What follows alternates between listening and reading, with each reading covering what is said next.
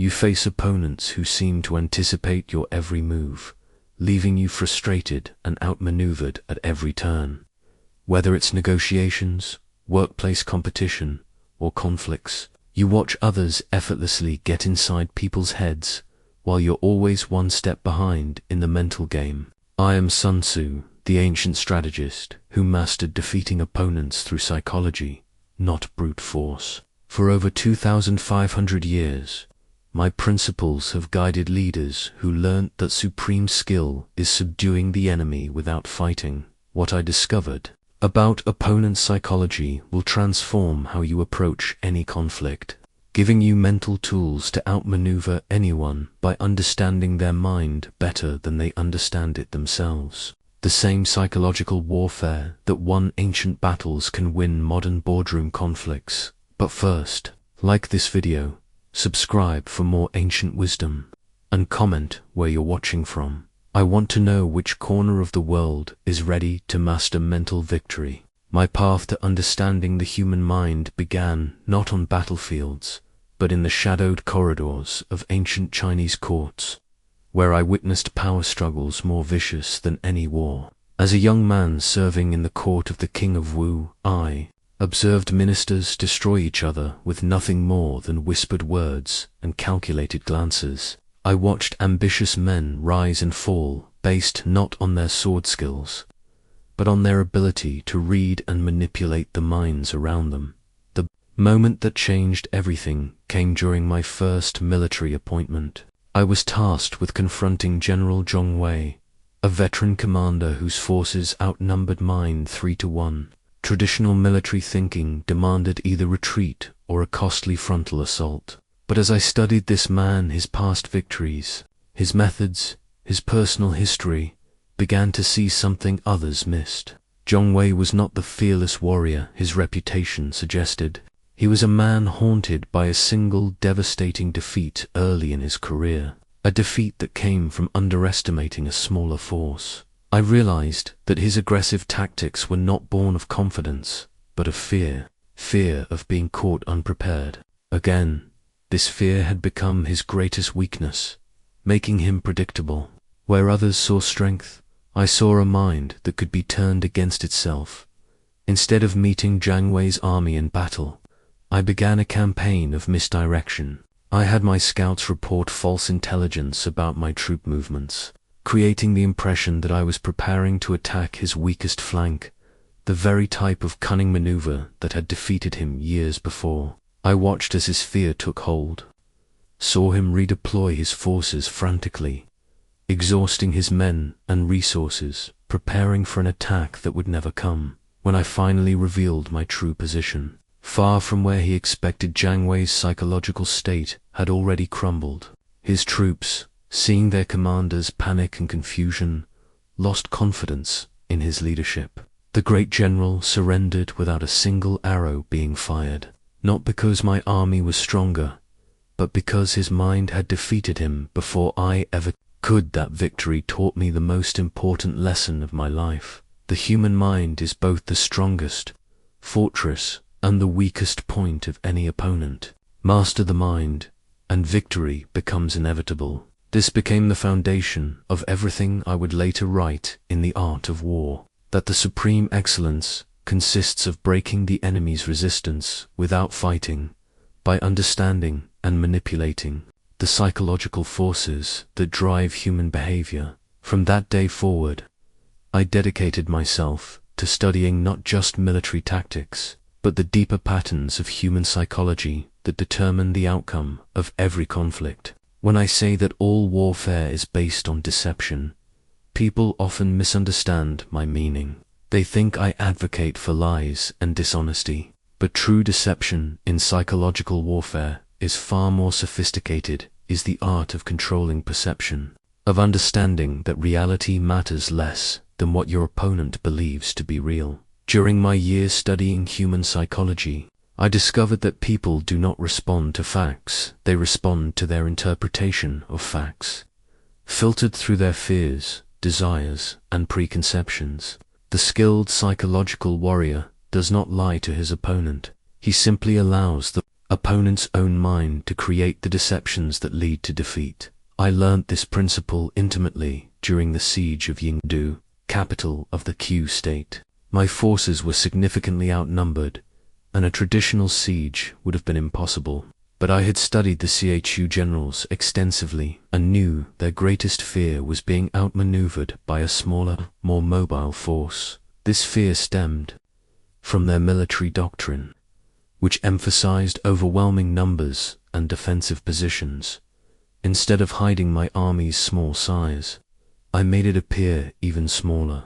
I had my men light fewer campfires than normal, march in smaller formations, and deliberately leave equipment behind where Chu scouts would find it equipment that suggested we were a mere reconnaissance force rather than a serious military threat. The Chu commanders, seeing what they expected to see, relaxed their vigilance and reduced their patrols. Meanwhile, I was orchestrating the real deception. While they focused on my weak position outside their walls, I was secretly coordinating with sympathizers inside the city. The Chu leaders, confident that they faced only a small scouting party, never imagined the psychological pressure was being applied from within their own walls. Rumors spread among the population that a massive army was approaching, that their leaders were planning to abandon them, that surrender was the only option for survival. The beauty of this approach was that I never told a single lie. I simply presented information in a way that allowed their minds to draw the conclusions I wanted them to reach. When the city surrendered 3 weeks later, it was not because of military might, but because the population had convinced themselves that resistance was futile. This experience taught me that effective psychological deception works with human nature, not against it. People want to believe information that confirms their existing fears and expectations. They will ignore evidence that contradicts their worldview and amplify evidence that supports it. The skilled practitioner simply provides the right stimulus to trigger these natural psychological responses. In modern contexts, this principle applies powerfully in negotiations, workplace dynamics, and personal relationships. You do not need to lie to influence someone's perception. You need to understand what they already believe and present information that allows their own mind to reach the conclusions that serve your purposes. Through decades of studying human behavior in the highest stakes situations imaginable, I developed a system for reading minds that has never failed me. Most people believe that understanding others is some mystical art, but I discovered it follows predictable patterns as reliable as the movement of stars across the sky. I identified 5 fundamental personality types that encompass all human behavior in conflict situations. The aggressive charger acts first and thinks later, driven by pride and the need to be seen as dominant. The calculated planner analyzes every angle but often becomes paralyzed by overthinking. The emotional reactor makes decisions based on feelings and can be easily manipulated through fear or desire. The people pleaser seeks harmony above all else and will sacrifice their own interests to avoid confrontation. The survival pragmatist adapts to whatever approach seems most likely to preserve their position.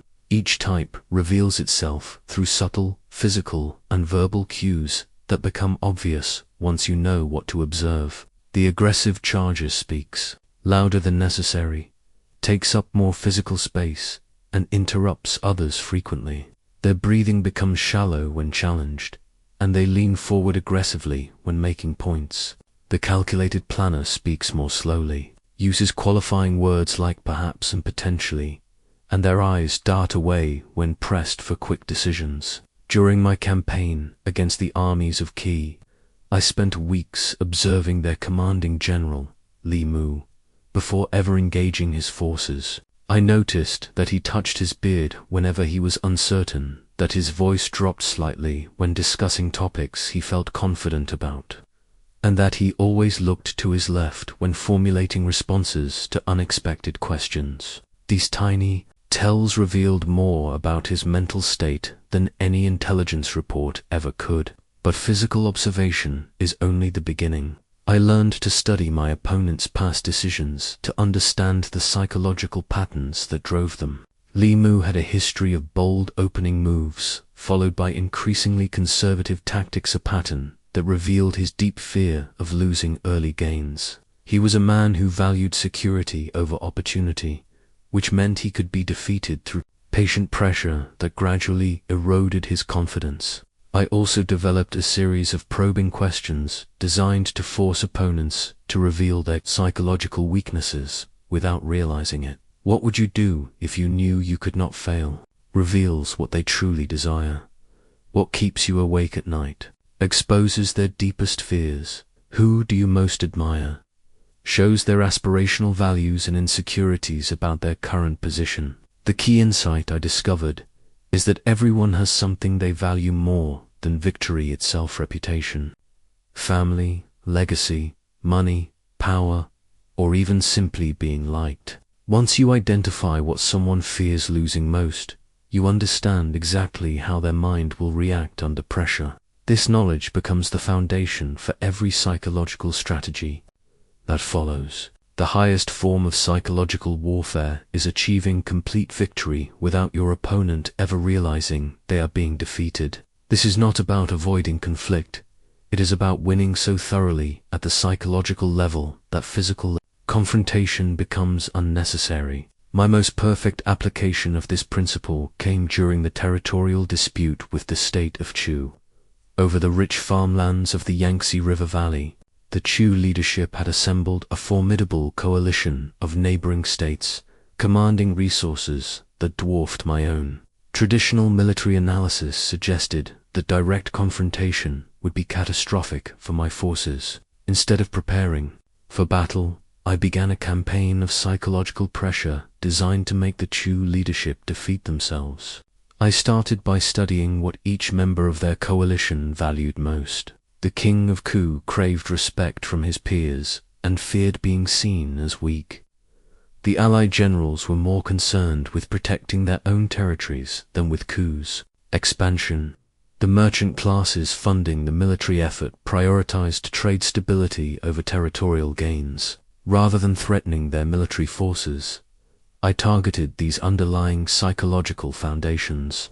I arranged for rumors to spread through diplomatic channels, suggesting that Ku's allies were secretly negotiating separate peace treaties with me. I had merchant contacts hint that continued military action would disrupt trade routes that enriched the very people funding the war effort.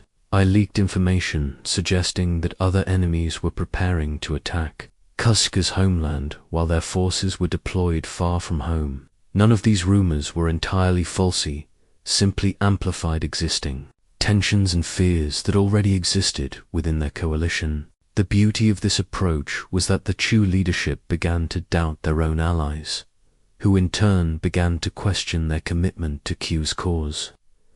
The coalition that had seemed so formidable started to fracture from within as each member prioritized their own psychological security over the shared military objective. The psychological pressure reached its peak when I arranged for King Wu to receive what appeared to be intercepted correspondence between Ka-Chu allies discussing how to divide Ka's territory after their inevitable defeat. The letter was carefully crafted to seem authentic while containing just enough ambiguity to trigger his worst fears about betrayal. Within weeks, the mighty coalition collapsed entirely. The King of Chu, convinced that his allies were plotting against him, dismissed. Veman retreated to his own borders. The allied states, relieved to be released from an expensive military commitment they had never fully supported, quickly sought to normalize relations with me to protect their trade interests. I gained control of the entire disputed territory without losing a single soldier. More importantly, I established my reputation as someone who could not be defeated through conventional means, which deterred future challenges and made subsequent psychological campaigns even more effective.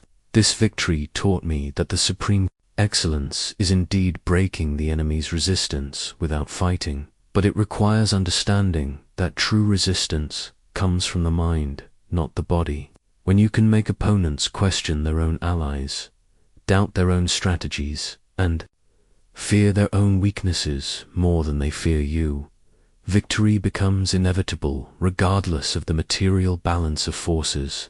In psychological warfare, timing is not about speed of movement, but about recognizing the exact moment when an opponent's mind becomes most vulnerable to influence. I learned that every person goes through predictable psychological cycles during conflict: confidence, doubt, fear, and either resolution or collapse. The master strikes at the moment of maximum vulnerability. During my confrontation with General Xiao Kuo, I discovered how psychological timing could determine the outcome of entire campaigns. Xiao Kuo was younger than me, ambitious, and eager to prove himself worthy of his legendary father's reputation. These characteristics created a predictable psychological pattern that I could exploit. I observed that Xiao Kuo's confidence followed a specific cycle. After successful skirmishes, he would become overconfident and take unnecessary risks for several days. When those risks led to setbacks, his confidence would crash, and he would become overly cautious for a period before gradually rebuilding his self-assurance. This cycle repeated with mechanical regularity because it was driven by his deep insecurity about living up to his father's legacy. Rather than attacking when he was confident or when he was cautious, I waited for the precise moment when he was transitioning from doubt back toward confidence. This was his moment of maximum psychological vulnerability, when his mind was actively trying to convince itself that he was capable of greatness, making him susceptible to manipulation that would either accelerate his overconfidence or deepen his self. I chose to accelerate his overconfidence by allowing him a small, seemingly significant victory that I had actually orchestrated. I withdrew my forces from a strategically unimportant position in a way that made it appear he had outmaneuvered me through brilliant tactical thinking. His mind, desperate to rebuild his confidence, seized on this success as proof of his capabilities. The psychological momentum carried him directly into overconfidence, exactly as I had calculated.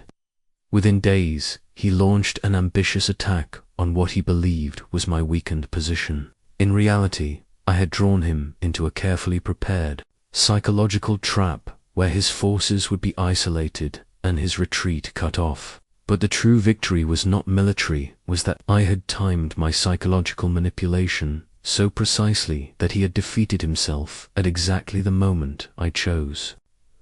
This experience taught me that psychological attacks must be swift and decisive because prolonged psychological warfare gives opponents time to adapt and build psychological defenses. The window of vulnerability in any mind is temporary, lasting only minutes or hours. The skilled practitioner learns to recognize these moments and strike immediately with maximum psychological force. In modern applications, this principle applies to negotiations, sales conversations, and workplace conflicts. There is always a specific moment when someone is most open to persuasion, most vulnerable to pressure, or most likely to make the decision you want them to make. Learning to recognize and act on these moments is what separates psychological masters from those who rely on brute force or endless repetition. Just as physical terrain determines the flow of battle, psychological terrain determines the flow of mental conflict. I identified 6 fundamental types of psychological terrain that exist in every human mind, each with its own strategic advantages and vulnerabilities. Pride terrain is the most dangerous to attack directly because it causes opponents to fight beyond their rational self-interest. When someone's reputation or ego is at stake, they will take enormous risks and make terrible decisions rather than admit defeat.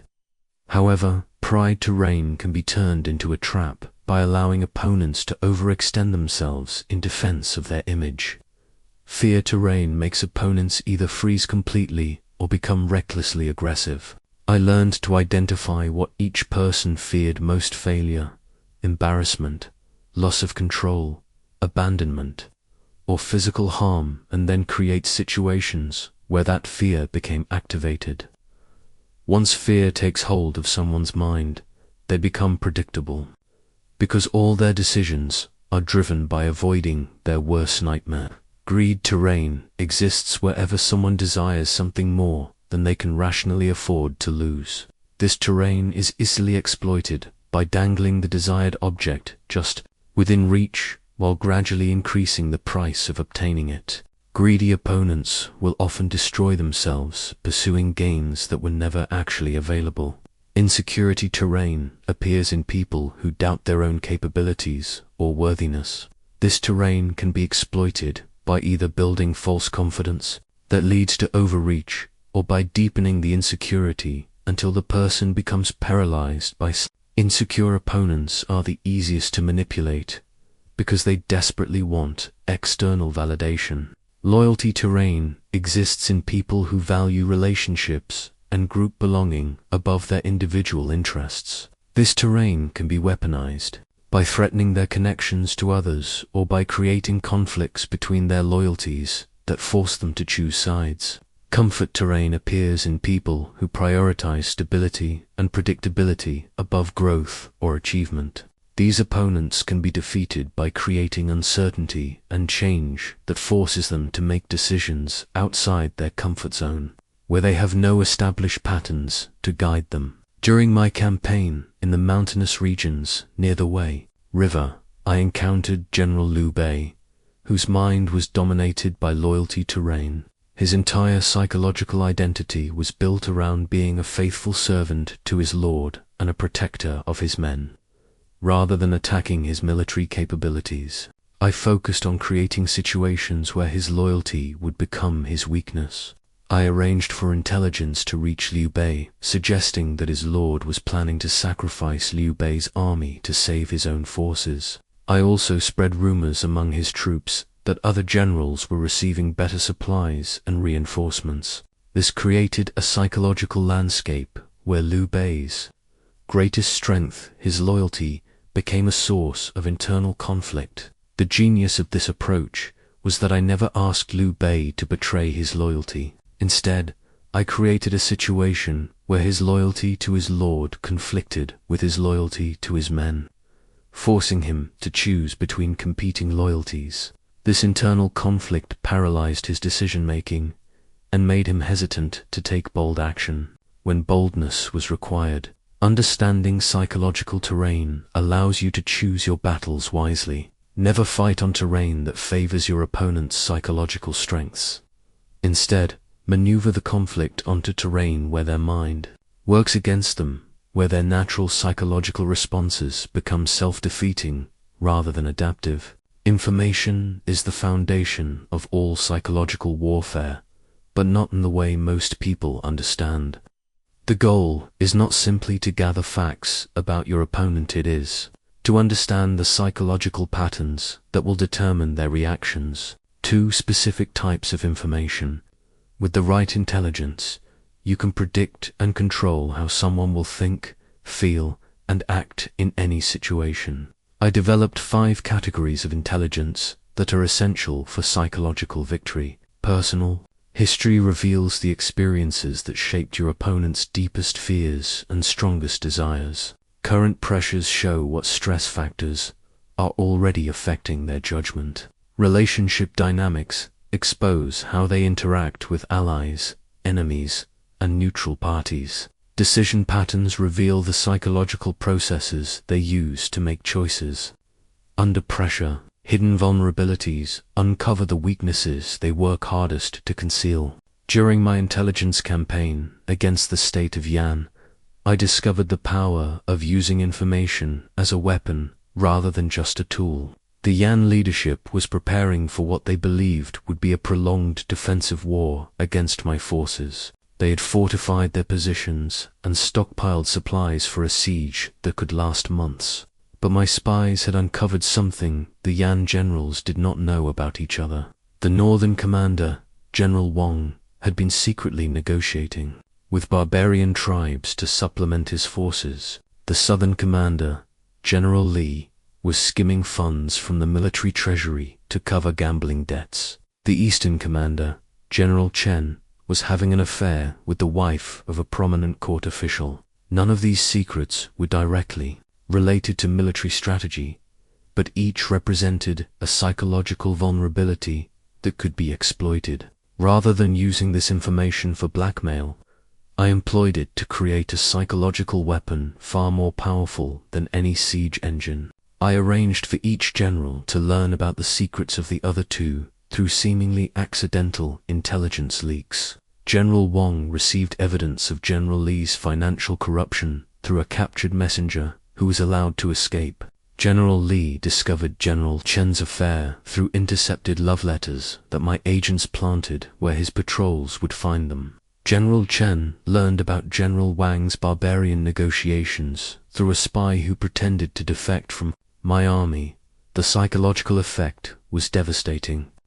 Each general, knowing that his colleagues were compromised, began to suspect that they might betray the overall defense to protect their own secrets. Trust within the leadership collapsed as each commander focused more on protecting himself from exposure than on coordinating their military strategy.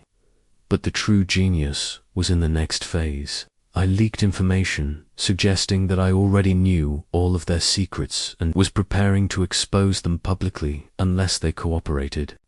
This created a psychological scenario where each general believed that surrender might actually protect them better than continued resistance. Within weeks, the supposedly impregnable defense of Yan collapsed from within. The generals spent more time plotting against each other than fighting against me. When I finally attacked, their forces were poorly coordinated and their leadership was paralyzed by mutual suspicion. This campaign taught me that information becomes most powerful when it changes how people think about themselves and their relationships with others. The goal is not to know everything about your opponent, but to know exactly which pieces of information will trigger the psychological responses that serve your purposes. The greatest mistake in psychological warfare is becoming attached to a single strategy. Human minds are not static, they adapt, learn, and develop defenses against repeated approaches. The master of psychological combat must be like water, taking the shape of whatever container holds it while never losing its essential nature. I learned this principle during my prolonged campaign against the brilliant strategist Sima Yi, whose mind proved more adaptable than any opponent I had previously faced. My initial psychological approach, which had worked against dozens of other commanders, not only failed but actually made him stronger by revealing my methods. Sima Yi was exceptional because he possessed what I came to call psychological resilience, the ability to recognize when his mind was being manipulated and to consciously adjust his mental responses. When I attempted to exploit his pride, he became humble. When I tried to trigger his fear, he became cautious but not paralyzed. When I appealed to his greed, he became suspicious of offers that seemed too generous. This forced me to develop an entirely new approach based on constant adaptation rather than fixed psychological attacks. Instead of trying to exploit specific weaknesses, I focused on staying ahead of his psychological defenses by changing my approach faster than he could adapt to it. I began employing what I called the flowing water strategy. Like water finding the path of least resistance, I would probe his psychological defenses until I found an opening, exploit it briefly, then immediately shift to a different approach before he could develop countermeasures. This kept him constantly off balance because he could never predict what type of psychological pressure would come next. For example, I would begin with approaches that seemed to appeal to his rationale, nature, encouraging him to make logical decisions based on carefully presented facts. Once he developed confidence in his ability to see through my rational arguments, I would suddenly shift to emotional manipulation, playing on his personal relationships and fears. Just as he strengthened his emotional defenses, I would switch to attacks on his reputation and status among his peers. The key insight was that even highly adaptable minds have limits to how quickly they can change their psychological defenses. By switching approaches at a pace faster than his adaptation cycle. I could ensure that he was always responding to my previous strategy while I was already implementing my next one. This approach required me to develop multiple psychological skill sets and to read real-time feedback about which approaches were becoming less effective. I had to master the art of sensing when an opponent's mind was beginning to build resistance to my current strategy, then smoothly transitioning to a completely different type of psychological pressure. The flowing water principle also taught me the importance of maintaining my own psychological flexibility. Just as I was adapting my approach to exploit his changing defenses, he was studying my patterns and attempting to predict my next moves. I had to constantly examine my own psychological habits and consciously vary them to avoid becoming predictable. Eventually, this constant adaptation created a psychological dynamic where Sima Yi became so focused on defending against my next move that he lost sight of his overall strategic objectives. His mental energy was consumed by trying to stay ahead of my psychological shifts, rather than pursuing his own goals. This was itself a form of victory, using adaptability to make my opponent reactive rather than proactive. Before you can master the minds of others, you must achieve perfect command over your own psychological responses. I learned this lesson through painful experience, when my own emotional reactions nearly cost me everything during the siege of Handan. In that campaign, I faced General Zhou Yu, who was not only militarily competent, but also a master of psychological warfare himself. While I was attempting to manipulate his mind, he was simultaneously working to undermine my psychological control. The result was a mental chess match where victory would go to whoever could maintain their inner composure while destroying their opponents. Zhou Yu began by attacking my pride, spreading rumors that my previous victories had been due to luck rather than skill. Then he targeted my relationships with my own officers, suggesting that they privately doubted my abilities. Finally, he created time pressure by threatening targets I cared about, forcing me to make decisions quickly when I preferred careful deliberation. For the first time in my career, I felt my own psychological foundations beginning to crack. My anger at his attacks on my reputation made me consider reckless responses. My concern for my officer's loyalty distracted me from strategic thinking. The time pressure he created triggered my fear of failure and clouded my judgment. It was in this moment of vulnerability that I realized the fundamental truth. Psychological warfare is ultimately about self-control, not control over others. The practitioner who maintains perfect inner discipline will always defeat the one whose emotions can be manipulated, regardless of their respective skill levels. I immediately began developing what I called the inner fortresses system of mental disciplines designed to make my own psychology immune to external manipulation. This system had 4 essential components that I practiced daily for the rest of my life. Emotional awareness meant recognizing my own emotional states without being controlled by them. I learned to observe my anger, fear, pride, and desire as if I were watching weather patterns, natural phenomena that I could study and predict, but that did not need to determine my actions. Response flexibility involved developing multiple ways to react to any psychological attack. When someone tried to provoke my anger, I could choose to respond with humor, indifference, curiosity, or genuine engagement depending on which response would serve my strategic objectives best. Value clarity required me to know exactly what I truly cared about versus what I only thought I should care about. Zhou Yu's attacks on my reputation only worked because I had not clearly separated my genuine desire for strategic success from my ego's desire for recognition. Mental rehearsal involved practicing my responses to psychological attacks before they occurred. I would imagine facing my worst fears, my deepest shames, and my strongest desires. Then practice maintaining inner calm and strategic thinking regardless of the emotional pressure. The transformation was remarkable. When I returned to psychological warfare against Joe Yu, his previous methods no longer affected me. I could observe his attempts to manipulate my emotions with the same detached interest I brought to studying his military tactics. This immunity to his psychological attacks allowed me to focus entirely on understanding and exploiting his psychological vulnerabilities. More importantly, my inner discipline became visible to others and actually enhanced my psychological influence. People are naturally drawn to follow those who demonstrate complete self-mastery, while they instinctively distrust leaders whose emotions seem unstable or manipulable. The inner fortress principle applies powerfully in modern contexts where psychological pressure is constant. Whether in high-stakes negotiations, workplace conflicts, or personal relationships, the person who maintains perfect self-control has an enormous advantage over those who can be emotionally triggered or psychologically destabilized.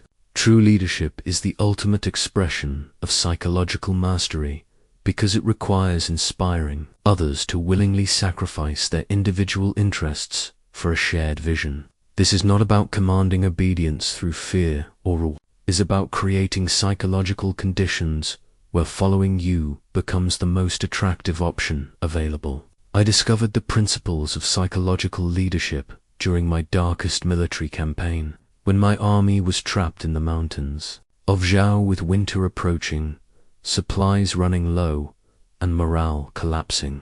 My soldiers were experienced warriors, but they had begun to lose faith in my ability to lead them to safety. Some were already discussing desertion, and others were questioning my orders openly.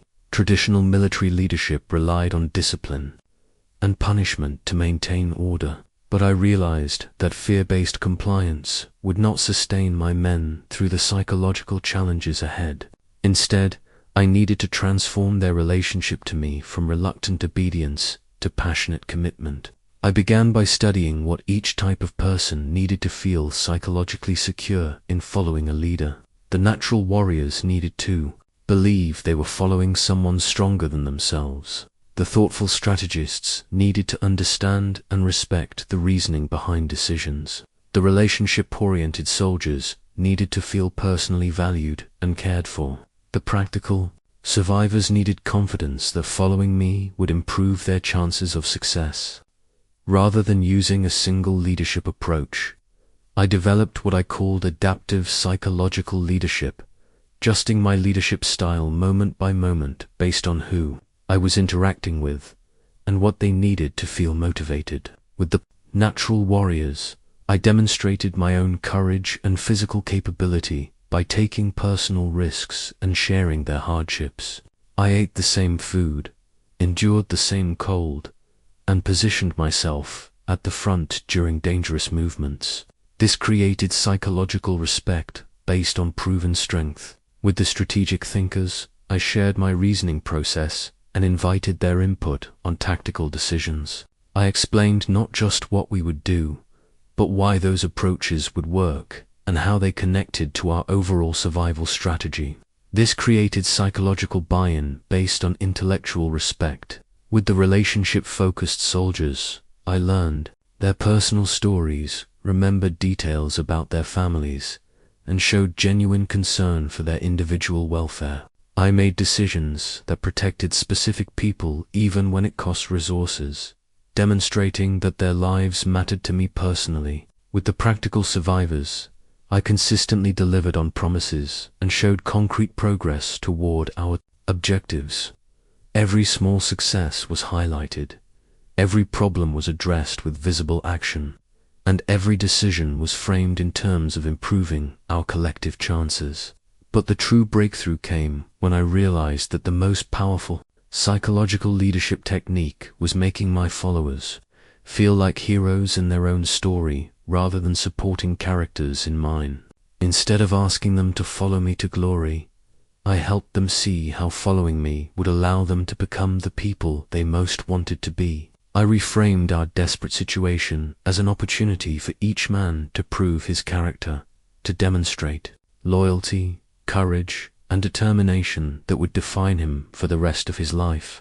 I connected our immediate survival to their deeper psychological needs for meaning, respect, and self-worth. The transformation was extraordinary. Men who had been considering desertion became the most dedicated soldiers in my army. Officers who had questioned my decisions became passionate advocates for my strategies. The entire psychological dynamic shifted from reluctant compliance to enthusiastic collaboration. We not only survived that winter, but emerged as a more cohesive and effective fighting force than we had been before the crisis. The psychological bonds created through adaptive leadership proved stronger than the bonds created through shared victory, because they were based on mutual respect and shared identity, rather than just shared success. Through careful observation of hundreds of opponents, I discovered 7 universal psychological weaknesses that exist in every human mind. These are not character flaws, but fundamental aspects of human nature that can be exploited by those who understand them deeply. The weakness of pride makes people defend their reputation even when doing so conflicts with their rational self. I learned to identify prideful opponents by their need to be seen as superior, their tendency to take credit for successes while blaming others for failures, and their extreme sensitivity to criticism or disrespect. During my confrontation with the arrogant General Cao Cao, I exploited his pride by publicly questioning his tactical competence in a way that seemed accidental. I arranged for reports to reach him suggesting that his own officers were privately mocking his recent decisions. His pride demanded that he prove his superiority through bold action, which led him to attempt an unnecessarily risky maneuver that played directly into my strategic trap. The weakness of fear manifests differently in each person, but always involves avoiding some specific outcome they find unacceptable. I developed techniques for identifying what each opponent feared most: failure, embarrassment, physical harm, loss of control, or abandonment, then creating situations where that fear became activated and began driving their greed. The third universal weakness appears wherever someone desires something more than they can afford to lose. The greedy opponent becomes predictable because their decisions are driven by acquiring or protecting their desired object rather than by strategic thinking. I learned to dangle attractive opportunities that required increasingly irrational commitments until the opponent had overextended themselves beyond recovery. The weakness of impatience affects people who value quick results over sustainable success. These opponents can be defeated by creating time pressure that forces hasty decisions, or by deliberately slowing the pace of conflict until their impatience drives them to abandon superior strategies in favor of immediate action. Isolation, fear, affects people who need approval and belonging more than they need individual success. These opponents can be manipulated by threatening their relationships or by offering acceptance in exchange for cooperation. The key is understanding which relationships they value most and creating scenarios where those relationships conflict with their other interests. Comfort addiction appears in people who prioritize predictability and security over growth or achievement. These opponents become vulnerable when forced to make decisions outside their established patterns, where they have no familiar frameworks to guide their choices. The seventh weakness, perfectionism, affects people who cannot accept any outcome less than ideal. These opponents defeat themselves by refusing to take action until they can guarantee perfect results, which means they often take no action at all when faced with complex or ambiguous situations. During my campaign against the perfectionist strategist Zhu Liang, I created a series of scenarios where any action he took would produce imperfect results. I forced him to choose between protecting his reputation and protecting his resources, between maintaining his principles and achieving his objectives. His inability to accept imperfect solutions paralyzed his decision-making and allowed me to gain strategic advantages while he searched for the perfect response that did not exist. The ethical dimension of exploiting psychological weaknesses requires careful consideration. I developed the principle that psychological attacks should target behavior and decision-making, rather than attempting to cause permanent psychological damage. The goal is to win the conflict, not to destroy the person. I also learned that the most effective exploitation of weaknesses often involves helping opponents understand their own vulnerabilities. Sometimes, the greatest psychological victory comes from showing someone exactly how their mind is working against them, creating self-awareness that transforms the weakness from an unconscious vulnerability into a conscious choice point. In modern applications, understanding these universal weaknesses allows you to predict how people will react under pressure and to structure situations where their natural psychological responses serve your objectives rather than theirs. Confusion is one of the most powerful weapons in psychological warfare because it attacks the foundation of effective decision-making, the ability to distinguish between important and unimportant information. When someone cannot clearly understand their situation, they become paralyzed by analysis or driven to make desperate choices based on incomplete understanding. I mastered the art of creating strategic confusion during my campaign against the alliance of 3 kingdoms that had united against me. Each kingdom was individually weaker than my forces, but their combined strength posed a serious threat. Rather than fighting them directly, I decided to destroy their ability to coordinate by clouding their understanding of the strategic situation. The key insight was that confusion is most effective when it exploits the natural limitations of human information processing. People can only track a limited number of variables simultaneously, and they rely on patterns and assumptions to simplify complex situations. By overwhelming these natural processes, I could force my opponents to make decisions based on guesswork rather than strategic analysis. I began by flooding their intelligence networks with contradictory information about my intentions, capabilities, and positioning. I had my agents spread reports that I was planning to attack each kingdom's capital, that I was preparing to retreat to defensive positions, that I was seeking to negotiate with each kingdom separately, and that I was waiting for reinforcements from distant allies. The genius of this approach was that some of these reports were partially true, which made it impossible for enemy intelligence to distinguish reliable information from deliberate misinformation. Their analysts became consumed with trying to determine which reports were accurate instead of focusing on strategic planning. Simultaneously, I created multiple plausible scenarios that required completely different responses. I positioned my forces in ways that suggested I might be preparing for siege warfare, mobile campaigns, naval operations, or diplomatic solutions. Each possibility demanded different defensive preparations, which scattered their resources and attention across too many contingencies. But the most devastating aspect of my confusion campaign was psychological rather than tactical.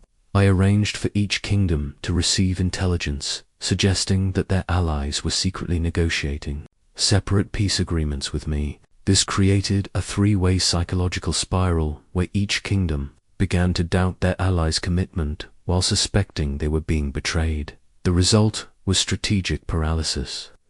Instead of coordinating their superior combined strength against me, each kingdom began hedging their bets and preparing for scenarios where they might need to fight both me and their former allies. Their war councils became consumed with debating interpretation of intelligence rather than developing coherent strategies. Within months, the alliance collapsed entirely as each kingdom concluded that their survival required prioritizing self-protection over collective action.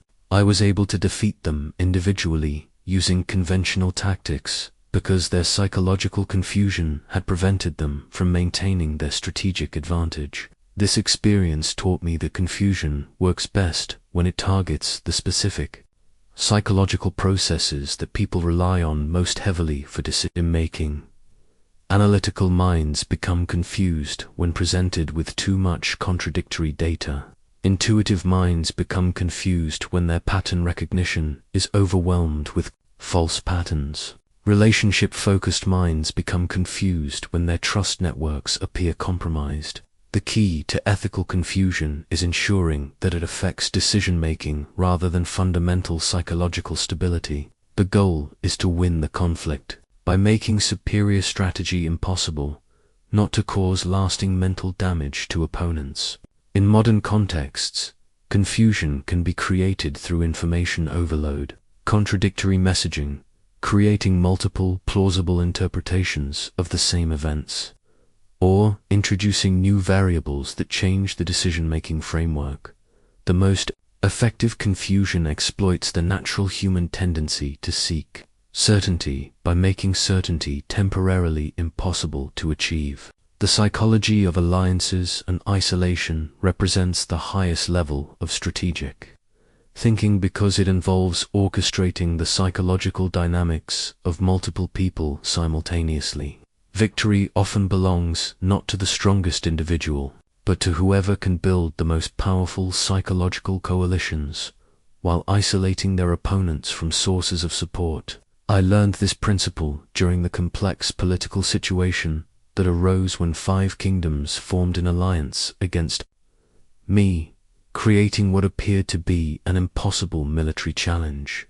Traditional strategic thinking suggested that I needed to build a counter-alliance of equal strength, but I realized that psychological coalition building operates by different rules than military coalition building. The key insight was that alliances are fundamentally psychological relationships held together by shared interests, mutual trust, and compatible values.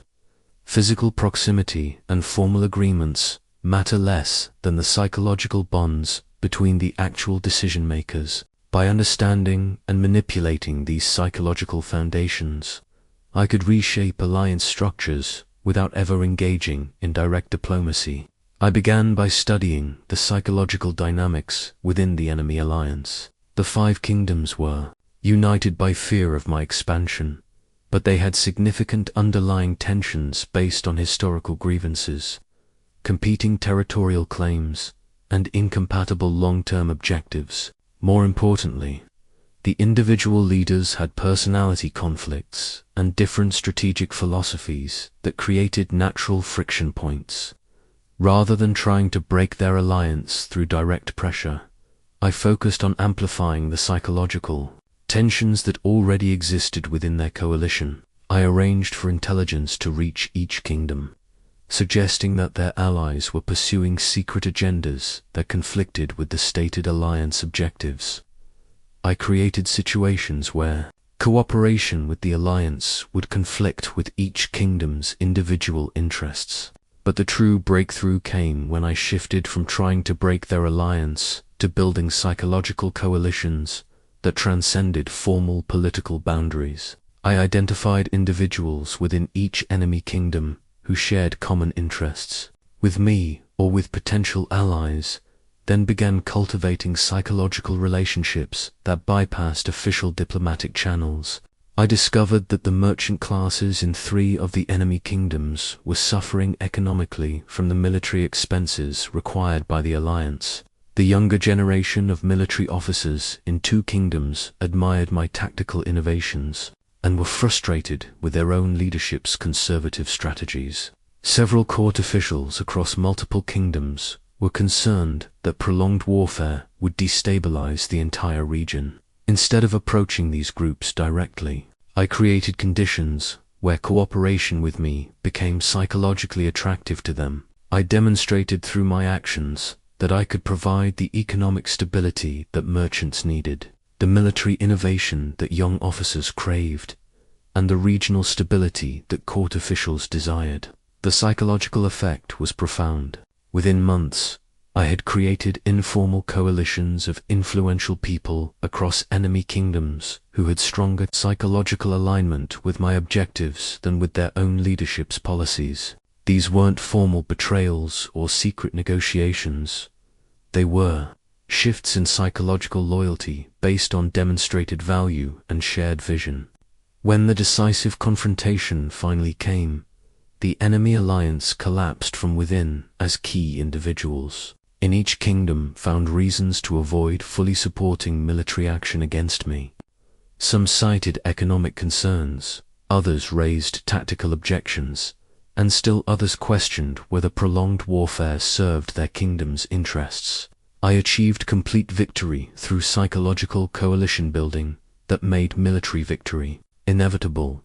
By the time the enemy leadership realized how thoroughly their psychological support had eroded, it was too late to rebuild the unified commitment necessary for effective resistance. This experience taught me that true strategic power comes from building psychological coalitions among people who choose to support you because doing so serves their deepest needs and highest aspirations, rather than because they are forced to comply through fear or obligation. The final strike in psychological warfare is not about delivering a crushing blow, but about creating a moment of perfect clarity where your opponent realizes that continued resistance is not only futile but actually harmful to their own interests.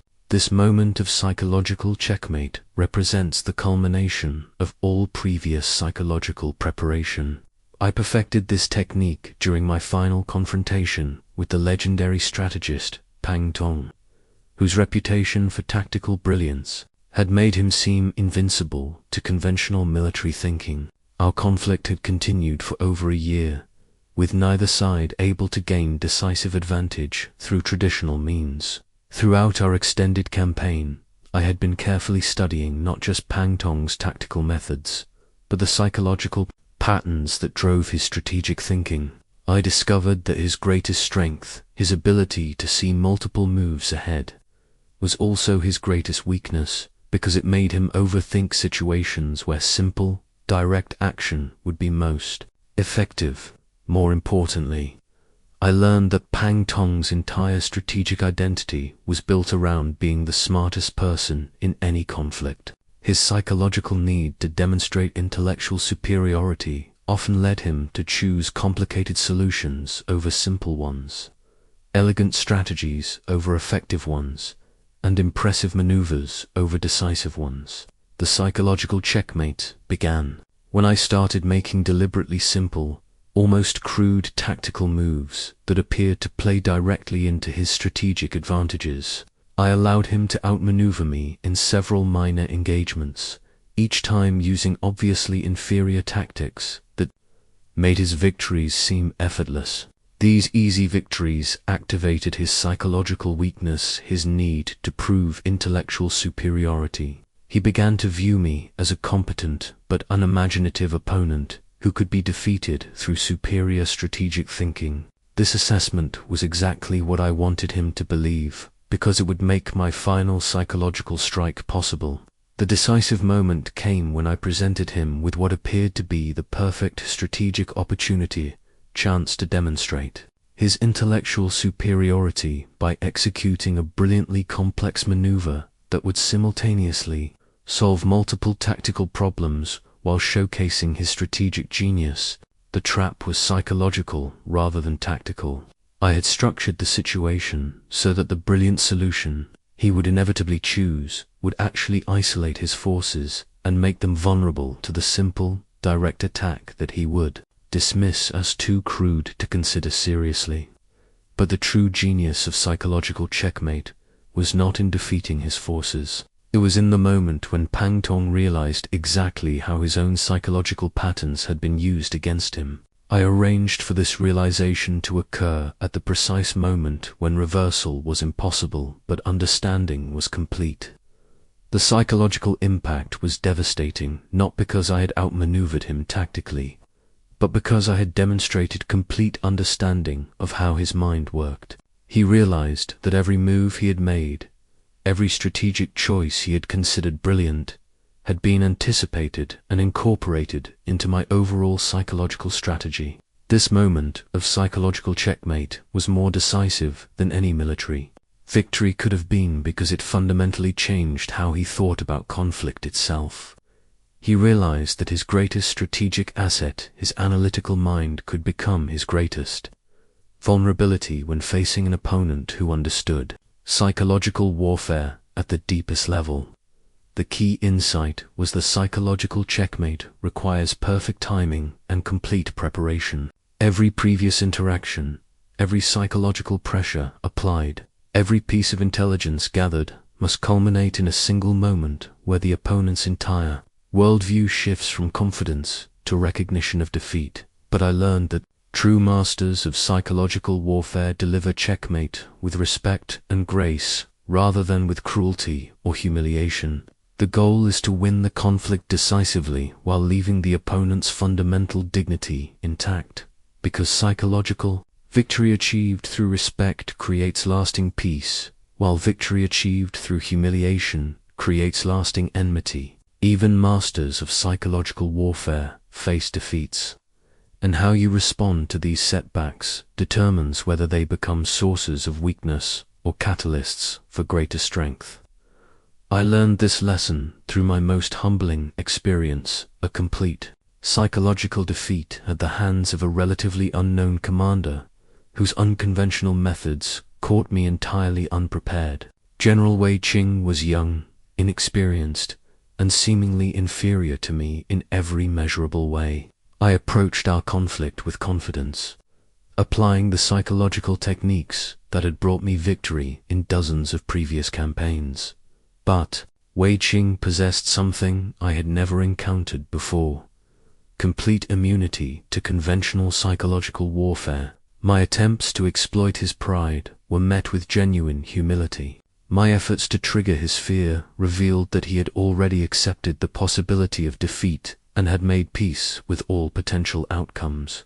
My manipulation of information was ineffective because he made decisions based on direct observation rather than intelligence reports. My creation of time pressure failed because he was comfortable acting with incomplete information. Most frustrating of all, Wei Qing seemed to operate from a psychological framework that I did not understand.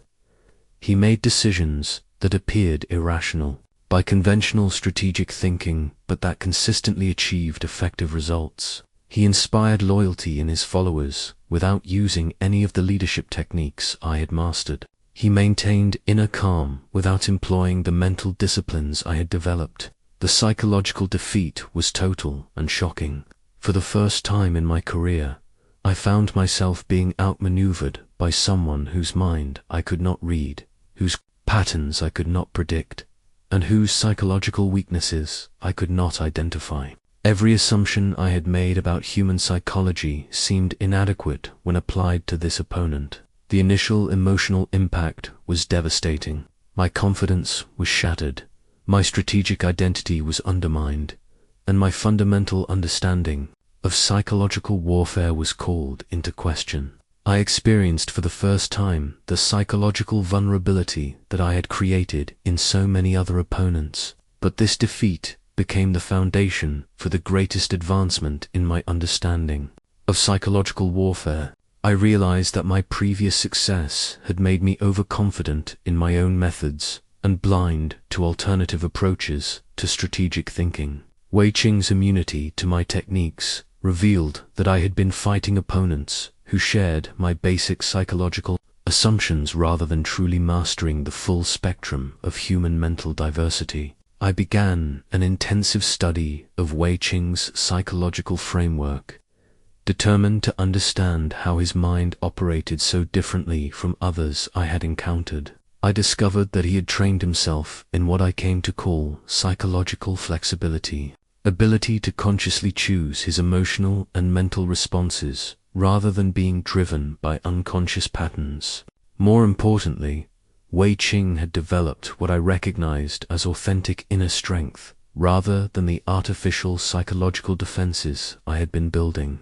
His immunity to psychological attacks came not from elaborate mental disciplines, but from genuine self-acceptance and clarity about his values and objectives. This realization forced me to completely reconstruct my approach to psychological warfare. I had been exploiting the unconscious psychological patterns that drive most human behavior, but I had never learned how to deal with opponents who had achieved conscious mastery over their own mental processes. The recovery process required me to develop new skills in what I called adaptive psychological warfare, techniques that could be effective against opponents with varying levels of psychological sophistication. I learned to identify whether an opponent operated from unconscious patterns or conscious choice, then adjusted my approach accordingly. But the most valuable lesson was personal rather than strategic. My defeat by Wei Qing taught me that true mastery of psychological warfare must include the humility to continuously learn and adapt, the wisdom to recognize the limits of any single approach, and the strength to rebuild your entire framework when experience reveals its inadequacies. This psychological defeat ultimately made me a more complete strategist because it forced me to develop genuine inner strength rather than relying solely on technical psychological skills. The principles of psychological warfare that I developed over 2 millennia ago have become even more relevant in your modern world, where conflicts are fought through communication, influence, and perception rather than through physical force. The fundamental patterns of human psychology remain unchanged, but the battlefields and weapons have evolved dramatically. Your digital communications create unprecedented opportunities for psychological influence because they allow rapid, widespread distribution of information while making it difficult to verify authenticity or source credibility. The same techniques I used to spread strategic misinformation through messenger networks can now reach millions of people instantly through social media platforms. But digital communication also creates new vulnerabilities. Modern people are overwhelmed with information and have developed shorter attention spans, which means psychological attacks must be more immediate and emotionally compelling than in my era. The subtle, patient psychological campaigns that I employed over months or years must now achieve their effects in minutes or hours. I observe that your modern workplace conflicts follow the same psychological patterns I identified in ancient military campaigns. Office politics operates through the same dynamics of alliance building, reputation management, and strategic positioning that determine the outcomes of kingdom-level conflicts. The person who understands these psychological principles has enormous advantages in career advancement, team leadership, and organizational influence. The key difference is that modern psychological warfare must appear collaborative and professional, rather than aggressive and dominative. The techniques remain the same: reading psychological terrain, exploiting weaknesses, creating confusion, building coalitions, but they must be deployed through seemingly innocent activities like meetings, emails, project management, and performance evaluations. Your modern relationship dynamics, whether personal or professional, are governed by the same psychological forces I studied in diplomatic relations between kingdoms. Understanding someone's psychological type, their core fears and desires, their decision-making patterns, and their influence networks allows you to predict and shape their behavior, just as effectively today as it did in ancient China.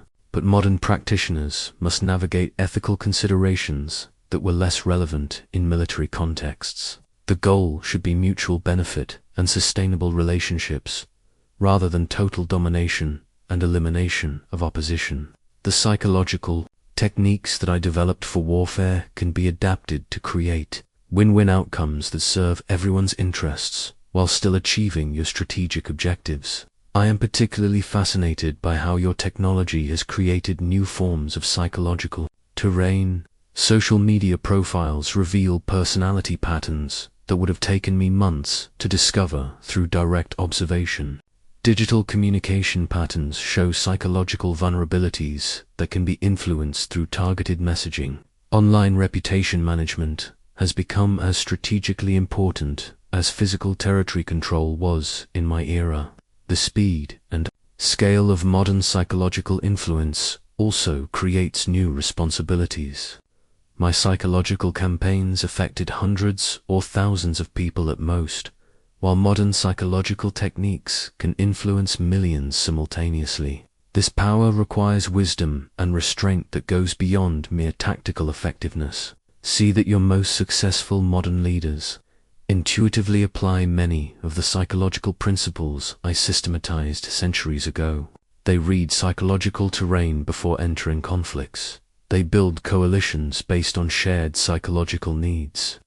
They time their influence attempts for maximum psychological impact, and they maintain the inner discipline necessary to avoid being psychologically manipulated by others. But I also observe that most people remain as vulnerable to psychological influence as they were in my time, perhaps more so because your comfortable modern life has not forced you to develop the psychological resilience that comes from facing genuine hardship and conflict.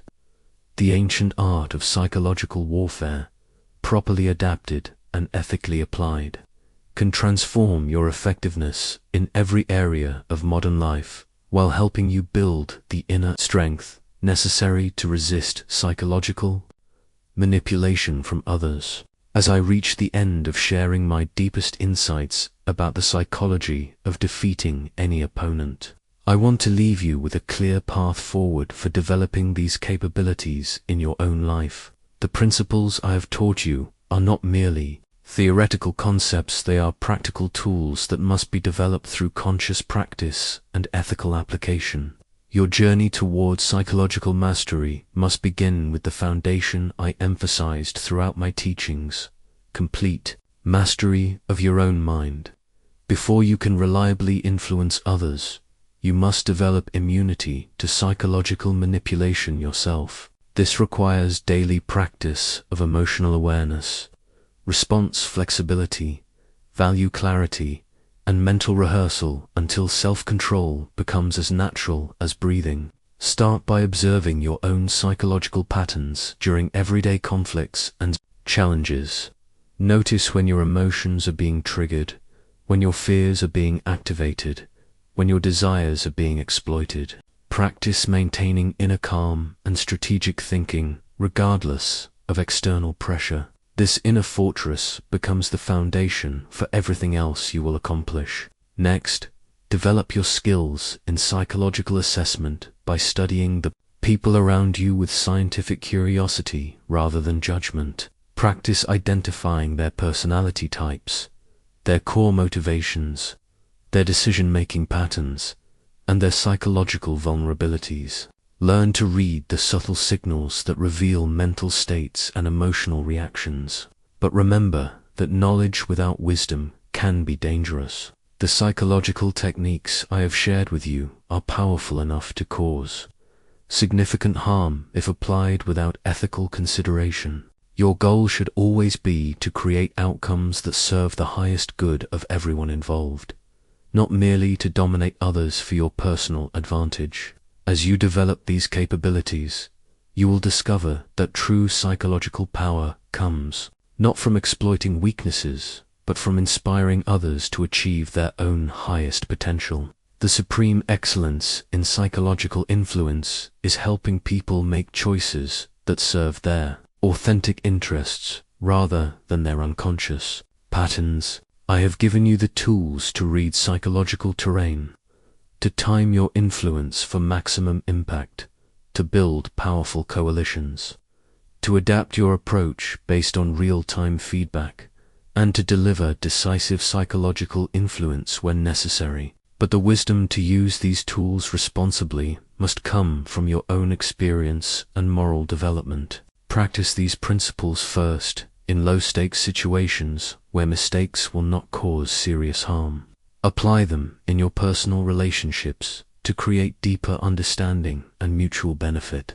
Use them in your professional life to achieve objectives that serve both your interests and those of your colleagues and organization. As your skills develop, you will find that psychological mastery transforms not just your external effectiveness, but your internal experience of life itself. When you truly understand how minds work, including your own, you become less reactive, more strategic, more compassionate, and more effective in every area of human endeavor.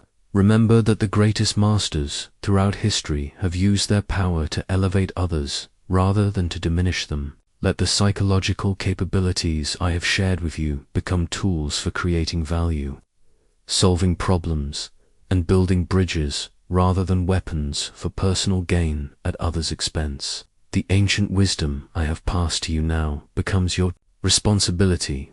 Use it wisely, develop it continuously, and when you have mastered these principles yourself, share them with others who can benefit from this knowledge. The art of psychological victory is ultimately the art of understanding human nature so deeply that you can help people, including yourself, make choices that lead to genuine flourishing rather than mere temporary success. This is my final gift to you, the knowledge that true victory comes not from defeating others, but from helping everyone involved become more than they were before the conflict began. The flame of wisdom now passes to you.